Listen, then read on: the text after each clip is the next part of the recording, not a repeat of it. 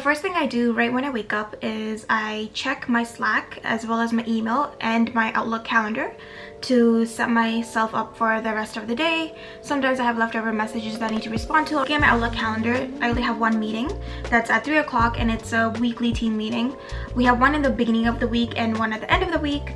The beginning of the week, we just go over all of our goals for the week and see what our daily task will be. And then the end of the week, we'll just make sure to see if all of our goals are met, and we have the opportunity to ask any questions to our manager.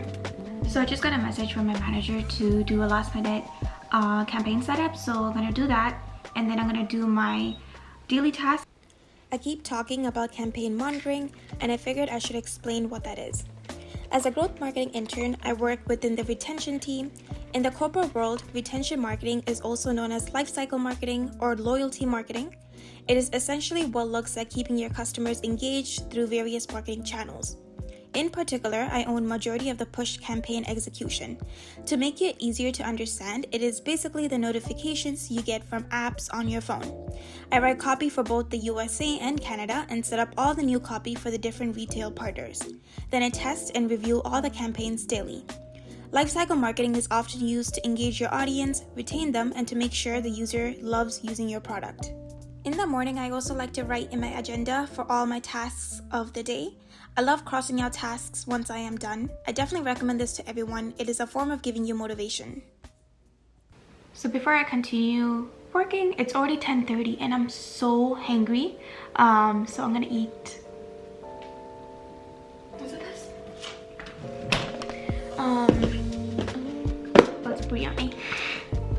And yes, I'm that type of person that will eat rice morning, lunch, and dinner. I don't care. So that's that. So let's start eating.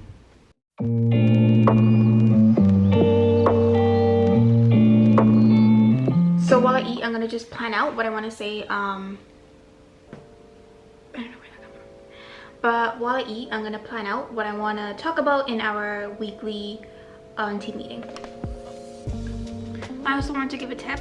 One thing that I always do whenever I start a new internship is I try to create a guide for myself.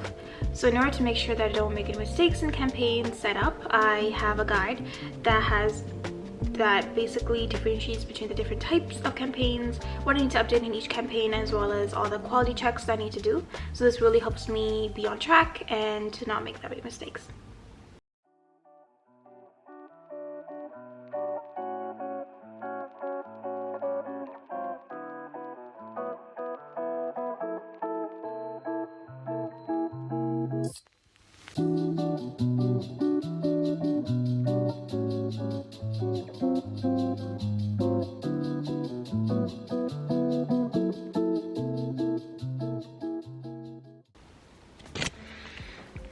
Okay, so I think I'm done taking notes for finance, and I want to show you guys how much notes I have.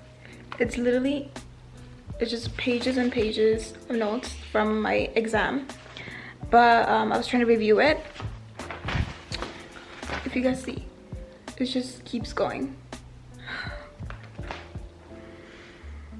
Honestly, this class is gonna kill me, but it's fine.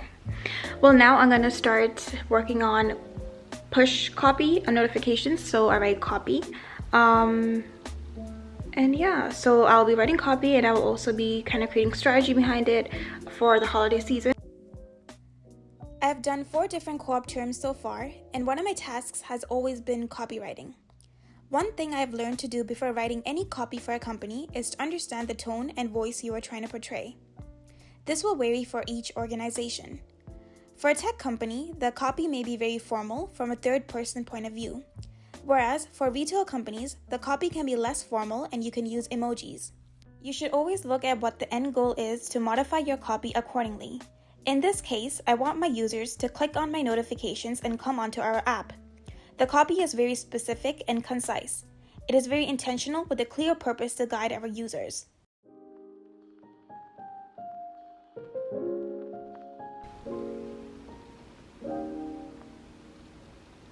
Hi, how are you doing?